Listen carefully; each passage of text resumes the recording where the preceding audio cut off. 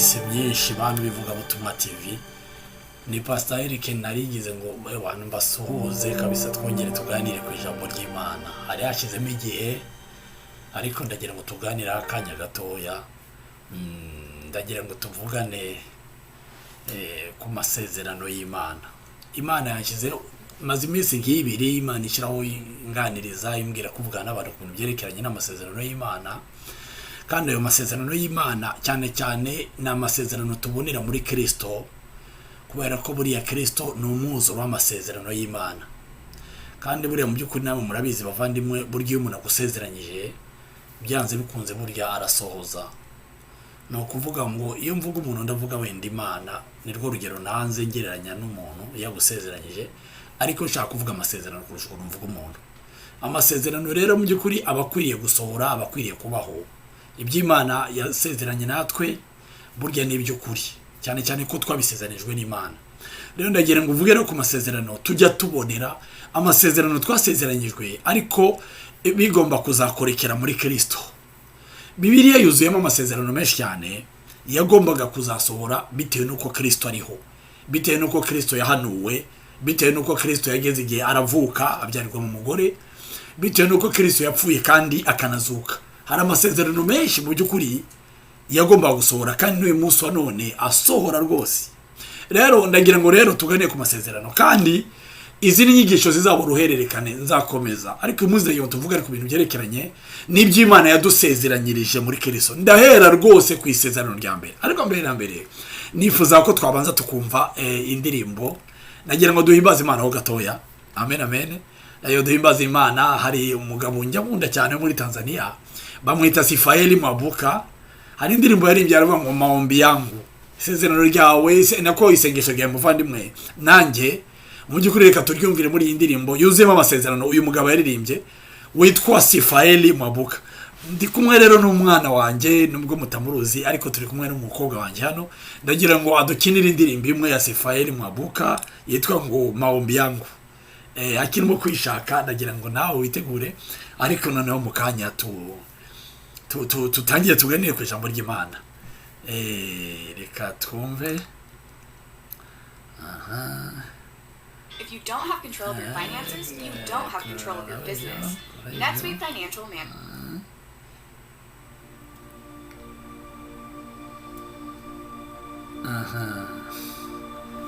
Mutwe yangari ibyo byari bibayeho gato nka publicity, ariko indirimbo ni iyi ngiyi.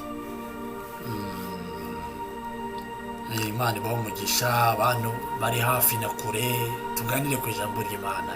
Reka duhimbaze Imana muri indirimbo. Yes. Uyu mugabo mwita Sifaeli Mwabuka kuva muri Tanzania, umukozi w'Imana.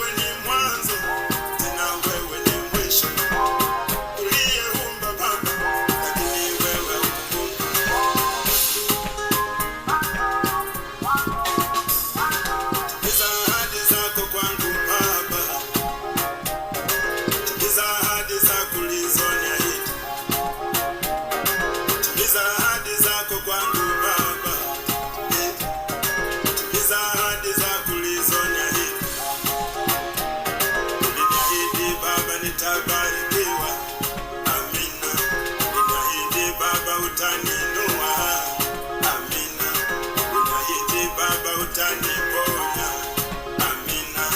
Unaahidi Baba utanipa mwenza wangu, amina. Unaahidi Baba utanipa watoto, amina. Unaahidi Baba utanilinda, amina. Unaahidi Baba utakuwa pamoja nami, amina. Baba yangu, oh, Baba timiza.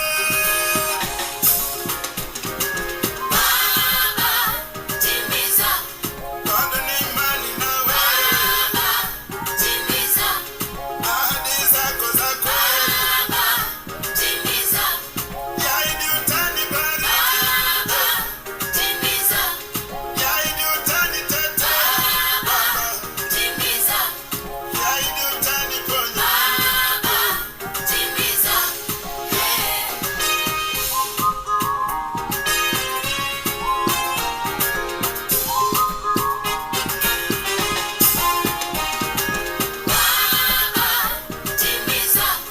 Bado ni imani nawe, ahadi zako za kweli, yaidi utanibariki, yaidi utanitetea, Baba, yaidi utaniponya.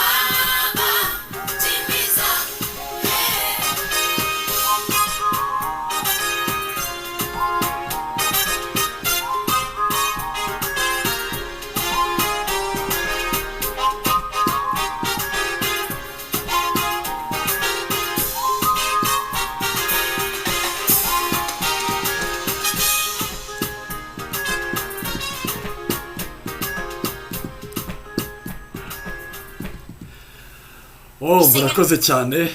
Murabyumva rero ngo uliniahidi utanilinda, utanipa watoto, utaniinua, utanibariki. Kweli amina Baba ulitimiza. Rero uyu mugabo yavugaga ku bintu byerekeranye n'amasezerano. Tudatinze reka dusome ijambo ry'Imana maze dusenge tuganire akanya gatoya. Ndi kumwe n'umwana wanjye, nabwiye ko ndi kumwe n'umukobwa wanjye hano, Esther. Ndagira ngo dusomere mu itangiriro igice cya 3 murongo wa 15. Arasoma mu buryo muyangane, abana biga muri iki gihugu indimi zarahindutse, ni mu cyongereza murabyumva, ariko aragerageza abana banye nakomeje kubagumisha mu rurimi rwabo ngo batazibagirwa ururimi rwabo.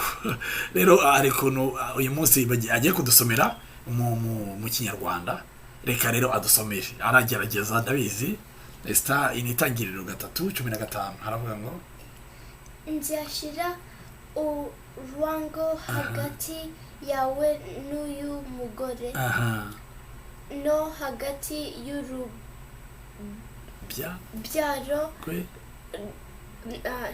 rwawe n'urwe ruzagukomeretsa umutwe, nawe uzarukomeretsa agatsitsino. Amen. Haleluya. Urumva biranangaye cyane mu by'ukuri. Imana ishimwe cyane rwose. Esther adusomeye mu Kinyarwanda, ariko nagira ngo tuvugane ku masezerano. Esther, Imana igumugisha, urakoze cyane. Rero reka dusenge. Uwiteka Mana iri kumwe natwe, iri kumwe n'abandi bose banyumva, reka ubane natwe muri iri jambo mwami. Ubuntu bwawe busage, ntacyo nshobora kuvuga ntari kumwe nawe, ntacyo nshobora gusobanura ntari kumwe nawe, ntacyo nshobora gutanga mwami atari wo bitanze, kuko byose bishingiye muri we nyegora ku ngoma. Reka ro Mana y'imbaraga umfashe, unyuzuze ibyo ntanga, unsuze ibyo nganiriza umuntu wese unyumva mwami, maze data wera urushaho kuduhera umugisha muri iri jambo ryawe mu izina rya Yesu. Amen. Haleluya. Rero ndagira ngo tuganire ku masezerano y'Imana. Bene data, reka mbabwire, ubu ni ibintu bibabaje cyane kubona tuba kuri iyi si twaramenyereye imibabaro. Yego ubuzima burangwa n'imibabaro n'ibyishimo, ubundi nicyo bita ubuzima. Umuntu wese ukiri muzima agomba guca mu bintu bibabaje rimwe na rimwe, ubundi agaca no mu bimushimishije rimwe na rimwe. Nibyo bintu ubundi imininga ubuzima rwose. Ariko kandi twebwe dufite Kristo, twebwe twahawe Yesu, twakwiriye kuba ibyo ari byo byose hari umwihariko ibyo ari byo byose w'ubuzima tubamo muri iyi si bene data. Yesu ashimwe cyane. Kubera ko abantu benshi cyane birigenda determina yerekana ko burya mu by'ukuri nubwo bwose imibabaro iriho ariko twebwe dushobora kuyinezererwamo, dushobora kuyishimiramo. Ntabwo uza ahantu birivuga ngo nzacukura amariba mu butayu. Amen amen. Yesu ashimwe cyane. Hari amasezerano menshi yerekana ko n'ubwibaro yaba iri kuri iyi si ariko twebwe dushobora kuyishimiramo bene data kubera ko dufite Kristo. Yesu yaraje amaze kuzuka abonekera intumwa arazibwira ngo amahoro yanjye abane mu by'ukuri namwe. Yesu ashimwe cyane. Ndagira ngo rero mu by'ukuri twibukiranye inshuti yanjye, twibukiranye ko ibyo ari byose niba Yesu hari dufite n'igisubizo cy'ibibazo. Ndagira ngo mwibutse ko nakubwiye ko tuganira ku masezerano y'Imana, ku masezerano ariko abonekera muri Kristo. Urabizi ko ubu byateye ko n'umuntu ashobora kugusezeranya akakubwira ngo ibi nibi bizabaho kandi ari ibintu yitekereje. Ariko ndagira ngo twebwe uyu munsi tugira umwihariko wo gushingira ku masezerano yanditse muri Bibiliya. Apana yongeye kubwiye ayo nawe ubwawe ushobora gusoma. Amasezerano tubona muri Bibiliya tubona no mu isezerano rya kera rwose bikagera mu isezerano rishyashya hose hagiye hagaragara ko Imana agiye isezeranya isi kandi ibishingiye muri Kristo Yesu. Amasezerano tuzabona ariko azakurikira muri Kristo Yesu. Amen amen. Ubu rero ngo rwose duhere ku rya mbere. Irya mbere riri mu Itangiriro igice cya 3 umurongo wa 15. Niryo ngiri. Amen amen. Tumvise Itangiriro 3 umurongo wa 15. Aha Imana ivuga ngo nzashira urwango hagati y'abana b'umugore n'abana b'inzoka. Ibi byari bigenze bite? Murabizi ko inzoka imaze gushuka Eva nawe amaze kwemera gukoreshwa n'inzoka, ibyago bikaza mu isi. Imana yasezeranije ko itazatererana isi, izagera igiye kohereza umucunguzi, ikohereza umukiza ari Kristo Yesu. Bwana sifuwe sana. Amen amen. Muri ukuro kuzana Kristo Yesu hari amasezerano igomba kuzakurikira muri Kristo Yesu. Harimo gukemura iki kibazo cy'inzoka yaduteranyije hagati yacu abantu b'isi. Niyo mpamvu urabona abantu benshi tuvukira ngo mu cyaha cy'inkomoko. Ibi ngibi byatewe n'inzoka yashutse Eva. Ariko ntabwo Imana yabiretse ngo bigende bityo. Imana yasezeranije kuzatuzana umukiza. Icyambere yasezeranije kizaba rero muri iyo ntambara yo kugira ngo tuzarokoke ubushukanyi cyangwa se akakaga Satani yaduteje. Bwana sifuwe sana. Hari harimo kohereza Kristo. Ngo bizagenda bite? Nuko hazabaho urwango. Reka nkubwire Bwana sifuwe sana. Uramutse wibajije ngo ese isezerano rihuriye he n'urwango? Ubundi urwango ni ikintu kirakaza, ni ikintu kidashimishije, ni ijambo riteye ubwoba. Iyo umuntu akubyenga kwanga ni ibintu bibabaza rwose pe. Kandi nawe ubwawe iyo ufite umuntu wanga uzarebe neza birakurusha kurusha ukuntu umukunda. Niba harabirebye iyo ugize nabi ibibi wakoze biri bukwiteka ryose, ariko ibyiza wakoze byibagira mu munsi. Ngira ngo urabizi kubera iki? Nuko ibibi biremera mu mutima w'umuntu. Burya iyo wanze umuntu ubwawe uraremererwa kurusha n'uwo wanze inshuti yanjye. Amen amen. Noneho rero ndashaka kuvuga iki rero? Ndashaka kuvuga ko urwango ari ikintu kidasoundinga neza. Ariko hano Imana iravuga ngo nzashyira. Imana nizabishyiraho. Bwana sifuwe sana. Ngo izashyiraho urwango hagati y'abana b'umugore n'abana b'inzoka. Reka nkubwire. Amen amen. Buriya hari ikintu twatakaje mu buzima cyo kurakazwa n'ibikorwa bya Satani. Buriya urebye urupfu Kristo yapfuye, urebye uburyo twacunguwemo, wabona ko hari harimo n'umujinya. Amen amen. Buriya ntabwo Satani yarafite ubushobozi bubamba Yesu. Oya. Kuko Yesu yaramubwiye ngo abwira abari baje kumufata ngo nuko ngo ibiri gukorwa nta kitangaza kirimo, kuko nahoranye namwe, nagendanye namwe hano muri uyu mujyi, nagiye mu sinagogi yanyu ntimwafashe, ariko impamvu mumfashe uyu munsi. Amen amen. Nuko igihe cy'umwami w'isi kigeze. Amen amen. Muri buka amagambo yabwiraga Herode, arabwira ati ntabwo ufite ubushobozi bundekura. Aho Herode yarabwira ati se ntabwo wemera ko nakurekura, kuki wiyita umwana w'Imana? Ati mfite ubushobozi bukurekura cyangwa bugutanga. Undi aramubwira ati wapi, ubwo bushobozi ntabwo ufite. Bwana sifuwe sana. Buriya no kugira ngo Yesu abambwe kuriya wagira ngo harimo n'umujinya w'Imana. Imana yarakariye Satani ku buryo yemeye ko umwana wayo abambwa nta mbabazi, ntabuwe na busa, kubera kugira ngo isohoze isezerano ryayo. Bwana sifuwe sana. Hano hantu muri iri sezerano rya mbere rivuga mu Itangiriro 3:15 hari kuvugamo ibintu bitatu. Icya mbere ni urwango, icya kabiri ni ukumeneka k'umutwe wa Satani, icya gatatu ni ugukomereka kw'agatsinsino. Ngo azakumena umutwe nawe uzamukomeretsa agatsinsino. Barasifuye sana. Hari ukumena no gukomeretsa. Icya mbere ni urwango. Reka nkubwire, buriya hari ibintu nsigaye nicara nkibaza mu by'ukuri domination ubu Satani afite kuri iyi si. Urabona ibintu byinshi, ibintu twajyaga dushobora kera, ubu nibyo bidushobora twebwe. Hari ibintu tutajya twihanganira bene data, abera. Kera twajyaga dukunda Imana tukumva tuyirutishije byose. Ibyo biterwa nuko twumva ko mu by'ukuri agakiza katarimo guhangana n'abazimu n'abadayimoni, mu by'ukuri kataragakiza. Ngiye ndibuka kera najyaga nkunda kubwiriza cyangwa se tukigisha tugurana, kabwira abagogana, ariko se iyo umuntu aje agatangira kugera igihe gukora no kwibera uri umurokore cyangwa se kwita kuri umurokore, ubwo kuko ububona ko igihagaze. Yesu ashimwe cyane. Byanze bikunze, amen, Satani akwiriye kutubonamo ifuhe ry'amasezerano. Iyo wasezeranyijwe, amen, ntiwemere gutanga agaciro ugacishijwe n'ibidashinga n'ibidafata mwene data. Yesu ashimwe cyane. Buriya mu by'ukuri iyo umuntu yagusezeranije ko azaguha ikintu, uzi neza ko icyo kintu ari cyiza, ushobora kwifata neza ukirinda kwikoza isoni no kwiyanduza no kwihumanya, kubera ko uzi gusa ngo umuntu yasezeranije kuzatunganirwa. Bwana sifuye sana. Amen. Yesu ashimwe cyane. Urabona runo rwango kera najyaga ndubona, ukabona ukuntu abadayimoni bamenya ko ahantu hari umukozi w'Imana. Abadayimoni ndavuga ngo Satani bamenya ko hari isengesho rifite imbaraga, bamenya ko hari isengero usize amavuta, indwara zaradutinyaga, imivumo yavaga ku bantu. Haleluya. Abadayimoni baragendaga. Bwana sifuye sana. Kandi sinakubesha, nakubwiza ukuri ko ngubu batakigenda, ntibakigenda. Ya myuka yigeze kubwira Paulo ngo Paulo turamuzi na Yesu turamuzi, mwe muri bande. Iyi myuka niyo yateye ubu. Amen. Ubu uragenda ugasanga abadayimoni ubu tutakibona mu bisi, mu bantu badasenga, ubu tubabona mu rusengero. Mu rusengero niho hari amatiku menshi cyane. Mu rusengero niho hari urugambo. Reka sinakubwira, ubu rusengero hari ibyaha bitangaje cyane. Amen. Ubwo ntabwo tukimenya gutandukanya iby'Imana ishima mu rusengero n'iby'Imana mu rusengero. Sinzi niba nawe ubwo barabirebye. Ubu hadutse ibintu wagira ngo intebe ya Satani mu rusengero, noneho umuntu aragira akemera akanyaga umugore wundi, yakumva rwose ko gakomeza kujya mu ijuru.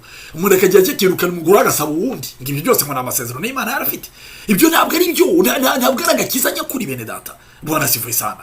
Hariho urwango rwo kwangana n'abazimu. Hariho urwango rwo kwanganwa n'abadayimoni. Wumvaga muri wowe uvuga ngo mu izina rya Yesu, ijambo rivuga mu izina rya Yesu ryarotsaga. Warakemeyaga abadayimoni bagashya, ugakemeye abantu bakabohoka. Ino hari umukozi w'Imana waje aho nduye hano, yavuye muri Kentucky, bamwita umukozi, bamwita Eric. Bwana sifuye sana, nawe ni mazina wanjye. Ariko Imana imwugisha umukozi w'Imana, ubu yaraje ahagurukira kubwiriza aba homeless barahangaha bose. Ubu bari kuva mu homeless bakava ku muhanda bagasubira mu tuzi, bari baranze bibireba abantu binywera imogi bapfuye nabi. Ariko umukozi w'Imana yaraje ariyemeza, arasenga, abantu bari guhinduka mu buryo butangaje cyane.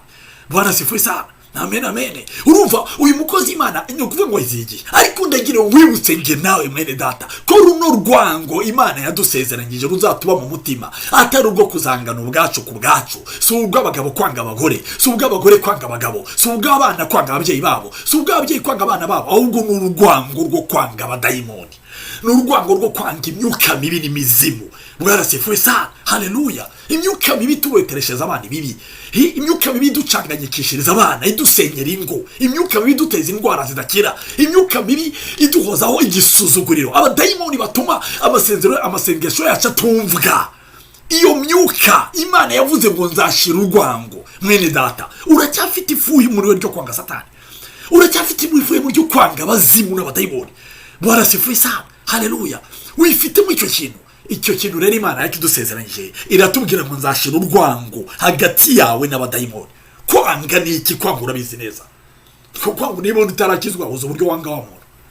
niba utarakizwa uzi ukuntu nawe yakwangaga ugahora umutinya umukwepa n'ibirya nyine ibyo wiyumvagamo ibyo wowe utekerezaga ko yakugiriye kuko akwanga nibyo nyine mvuga ni umwuka w'uwo wo kwanga abazimu wo kwanga abadayimoni amen amen indwara zigiye zinjira mu ngo zacu zikatumara zikatwikira abana amen zikatwangiriza ibihugu zikatwangiriza ekonomi zikatwangiriza ibintu zikadutesha agaciro imyuka ikaduca amazi tugasenga ibintu bikanga bene data Bwana sifuwe sana ariko Imana yongere kugarure mu rwango rumeze nka ryafuye Paulo yajyaga agira yigeze kubwira umuntu ko niko nitwaga bari Yesu ariko kubwiriza umuntu yitwaga Agripa uwo muntu araza atangira nawe kuvuga ibindi arogoya ivuga ubutumwa bya Paulo arangije Paulo aramubwira ati wa mwanzi w'ibyiza byose wa mwanzi w'ibyo gukiranuka byose we uzahereza kugura inzira z'Imana Bwana sifuwe sana haleluya arangije aramubwira ngo aka kanya Uwiteka guhane ako kanya ngo bari Yesu akabakaba habona ni bene ngiryo fuye bene data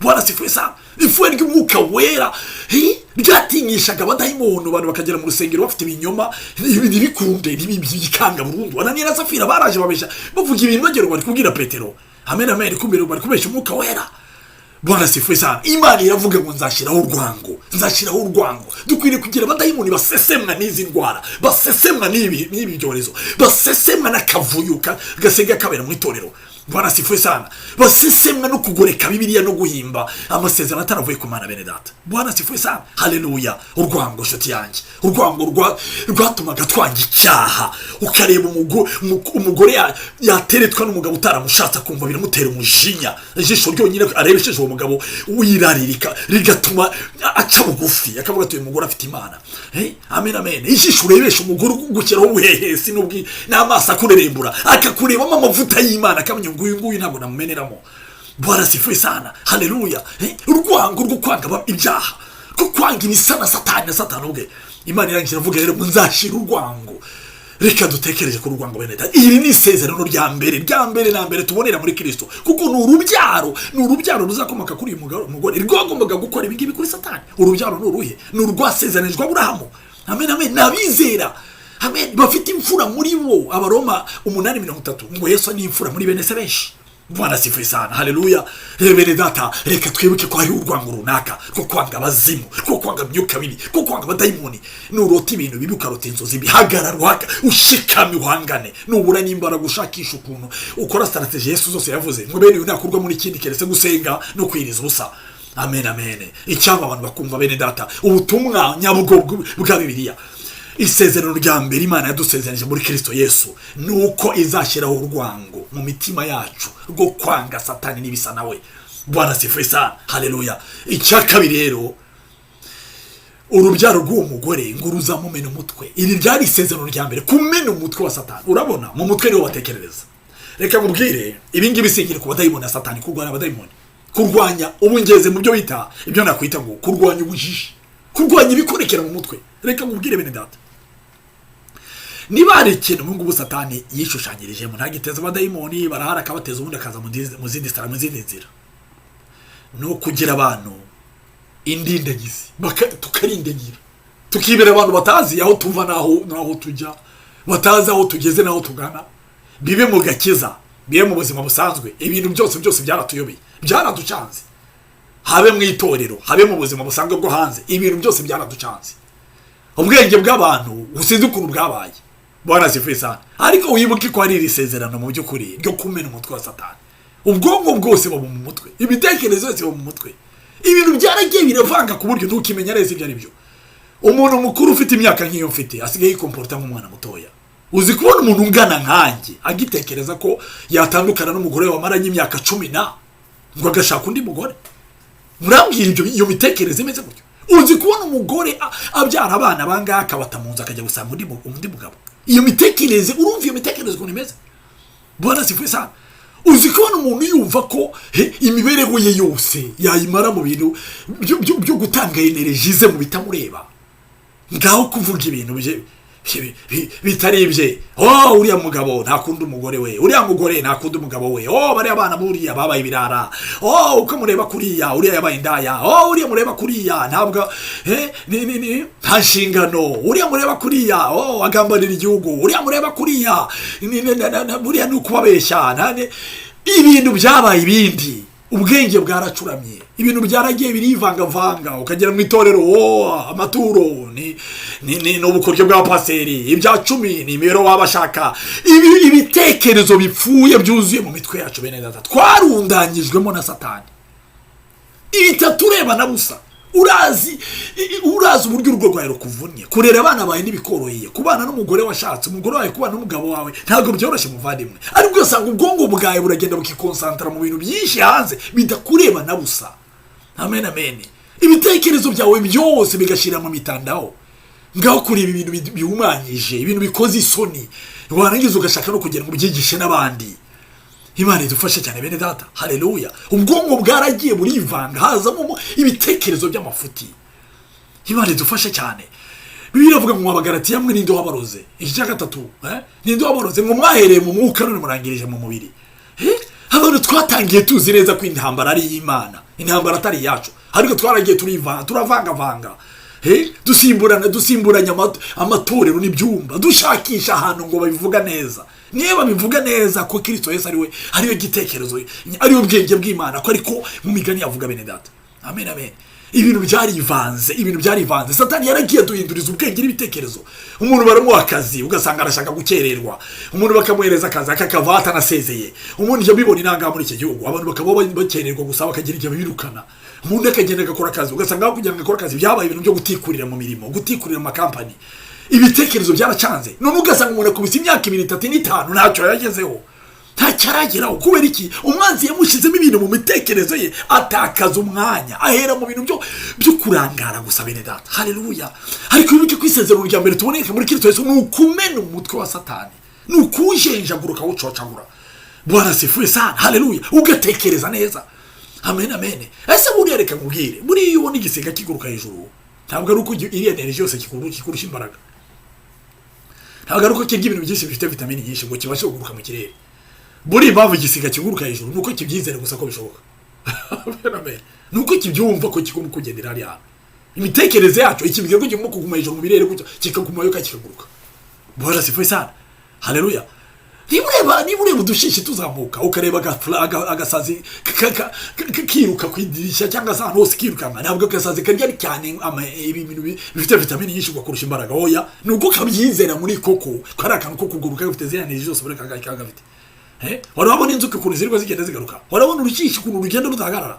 Biriya byose ntabwo ari uko biriya bifite vitamini nyinshi kurusha ngo bikurusha imbaraga cyangwa energy, ahubwo nuko mu mitwe yabyo bitekereza ko ibyo bishoboka. Mwene data reka mugeze kuri ukwiriye kureka gutekereza ibintu bigucinege bigukerereza, ugatekereza amasezerano yawe ubonekera muri Kristo Yesu. Amen amen. Birashoboka ko wakiriye ndwara yawe ukabyumva uko wayikiza ugahagarara. Birashoboka ko wakumva ko utari uyigisuzuguriro ahubwo uri umugisha nshuti yanjye. Birashoboka ko wakumva ko nawe ufite ikintu ugomba kumara muri societe y'abagize iyi si. Amen amen. Birashoboka ko wakwezwa ukareka ibyaha byawe ugatangira ugakorera Imana. Amen amen. Birashoboka ko wakwemera kuzura umwuka wera kandi ukawuzura. Birashoboka ko watekereza ko nubwo ufite imyaka 40 ushobora gusubira mu ishuri kandi ukongera ukiga. Haleluya. Haleluya. Birashoboka mwene data ko wakwizera kujya mu ijuru. Amen amen. Amen amen. Hindura intekerezo zawe, kuko rimwe mu masezerano Imana yasezeranyije muri Kristo Yesu ari ryo rya mbere, Itangiriro 3:15 urireba urabona ari ryo rya mbere. Amen amen. Muri Kristo Yesu, masezerano tubone muri Kristo Yesu hari mwiryo ryo kumena umutwe wa Satani. Hindura intekerezo byawe, ushobora guhindura amateka yawe. Amen amen. Witinda cyane kubyo abantu batekereza, witinda cyane kubyo abantu bakuvuga. Wegerageza utekereze ng'Imana imvuga y'iki, Imana mu by'ukuri nyibwira y'iki.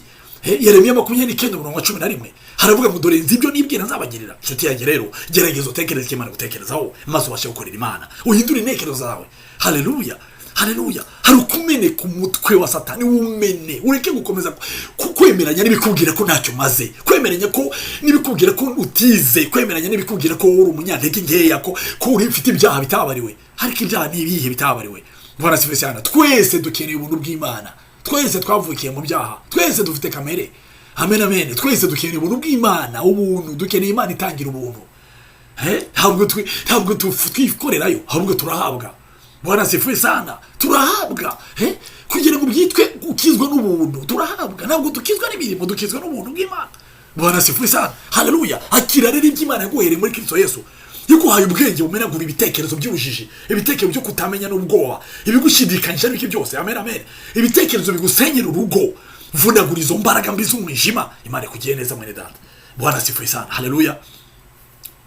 Rero ikindi kintu cya gatatu hano haravuga ngo nawe azagukomeretsa agatsinsino. Urabona Satani twebwe tumena umutwe, kandi wamenye umutwe aba yakwishe burundu, aba yagukuyeho, aba yakurangije burundu wa mugani w'umurwa.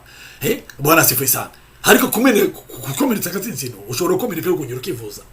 Amen amen. Ntabwo tuzabuza ibigeragezo kubaho, ariko kandi nibivuze ko umutwe wa Satani utagomba gushenjagurika. Ibigeragezo bizabaho, natwe tubivuga biba biriho. Ubunitse mu gihugu twavuga ubutumwa gute hatari ibyo tugahangana nabyo. Bwana sifuye sana. Azaturya agatsitsino, azadutera gucumbagira. Uzabona rimwe wagize imbaraga ubuntu zashize, ariko nibivuze ko zarangiye. Amen amen. Wagize intege nkeya gusa. Azagutera ibyondo, ariko ugende woge wihanagura ibyondo, wongere usubirane imyenda myiza ukomeze. Satani azakuvuga kwangiza, agira gute, akora ibintu byose agucinega, akwataki wawe, akwatakire mu kazi, agira ate. Ariko ibyo byose azabagerageza nawe kugukomeretsa ako gatsitsino, ariko ntabwo azaba kugeze ku mutwe. Bwana sifuye sana. Haleluya. Ni agatsitsino gusa, kandi agatsitsino n'udutsitsino se ni kamwe. Nanye burya naremerera kamwe akagerageza kamwe, akandi kazaba ari kazima. Bwana sifuye sana. Haleluya. Burya niyo wakiti niyo gusanga mwene so mugasengana, ahita yongera murongera mugatyaza mu cyuma kindi, ukongera ukabonye imbaraga. Bwana sifuye sana. Haleluya. Rero ibyo bizabaho, ni agatsitsino gusa, ariko kandi wikwibwira ngo nubwo umaze iminsi runaka wumva hari ukuntu wapungukiwe ngo byararangiye, ongera uhaguruke, uhindure intekerezo zawe, umenegura uwo mutwe wa Satani ibitekerezo yagushizemo, ongera uhaguruke. Bwana sifuye sana. Haleluya. Ninde yakubwiye ko munahagurukira ku maboko? Ninde yakubwiye ko munahagurukira ku mutwe se? Uhaguruka wese hagurukira ku gatsitsino. Rero nta handi hantu hazaguhagurutsa n'ibyo bigeragezo. Ibyo nibyo bizagutera gusenga, ibyo nibyo bizagutera gushaka Imana, ibyo nibyo bizagutera kongera kwiyeza no gushakisha ubwiza bw'Imana, no kuba mu bwiza bw'Imana ngo wongere uhahe imbaraga z'Imana. Kuko nta kundi kuntu uzahagarara udahagurukijwe n'ibigeragezo. Reka rya gatsitsino gucumbagize, ariko muri uko gucumbagiza none niho uzahagurukira. Bwana sifuye sana. Haleluya. Hari imyaka myinshi kare Satani yabaza nkandisha ubukene, nkandisha igisuzuguriro, nkandisha amagambo menshi cyane, ariko ndakubwiza ukuri iyo mibabaro nacagamo yatumye nshaka Imana, kugeza ubwo nagiye kubona nkabona ubuzima bwanjye burahindutse. Bwana sifuye sana. Imibabaro yanjye yose irahinduka, ngubwa neza, shira umubabaro, shira agahinda, ndarya ndanywa ndahaga, ngubwa neza n'abana banjye. Nta cyerekezo mfite cyaho abana banjye bazaba, sinarinzi uko baziga, sinarinzi uko nanjye ubwanjye bizagenda, ariko abana banjye bariga kandi biga neza cyane bene data. Bwana sifuye sana. Haleluya. Rero icyo ushaka kuvuga nshuti yanjye, aho nyine niho uzabwirwa. Nagira ngo rero tuganire kuri iri sezerano rya mbere rya Kristo Yesu. Ni ukuri wicara utekereze, wibuke ko muri Kristo Yesu byose bishoboka. Yesu yarapfuye kandi arazuka, yanesheje Satani ku mugaragaro, ku musaraba, amumena umutwe inshuti yanjye. Haleluya. Kubw'ibyo rero haguruka ukomere, wongere ukomere ushaka Imana, wongere ugarure umunezero wawe yakwibye, wongere ugarure ibyishimo yanyaze, wongere ugarure kwizera no gushikama. Haleluya. Wongere ubwiza bwawe, wongere wambara uberwe. Amen amen. Haleluya. Wongere urya ibyaye bikugere mu gifu bikubyibushye. Bwana sifuye sana. Haleluya. Wongera usenge mwene data. Amen amen. Ntabwo rirarenga. Rero ndagiriza aho ngaho, mbifuriza kongera kwibutsa amasezerano ya Kristo, kandi tuzakomeza tureba amasezerano nabonekera muri Kristo Yesu, ariko mwibukije ko isezerano rya mbere muryanditse muri Bibiliya. Nanze kubabwira ibyo ngiye nitekerereza, mbabwira iri muri Kristo Yesu. Bwana sifuye sana. Haleluya. Amen amen. Ni itangiriro 3 umurongo wa 15. Ngirya itangiriro, ngirya isezerano rya mbere tubonera muri Kristo Yesu. Bwana sifuye sana. Haleluya. Rero Imana ibagire neza, Imana ibaha umugisha. Sigaye ndi Pastor Eric, naho butaha reka dusenge. Uwiteka Mana y'amasezerano, Uwiteka Mana ivuga bikaba, Mana ivuga ukuri, Mana isoza icyo yasezeranye. Ndakwinginze kugira umwene data wumvira ijambo, Mana rimwubake, aritekerezeho, yongera ajye mu itangiriro 3:15, atekereza zirikane kuri iri sezerano. Urushaho Mwami kumuhishurira nyagora ku ngoma Uwiteka, maze Mwami ukorere muri iri sezerano, umwibutse imbaraga zibonekera muri Kristo Yesu. Haleluya. Maze Mana ihoraho uhindura amateka ye nk'uko wabisezeranye Mwami. Amahoro yawe nabane nabo bose mu izina rya Yesu Kristo umwami n'umucunguzi. Wibuke rero kwisangira n'abandi ijambo ry'Imana. Amen amen. Naho butaha Imana ibamugisha mu izina rya Yesu. Amen.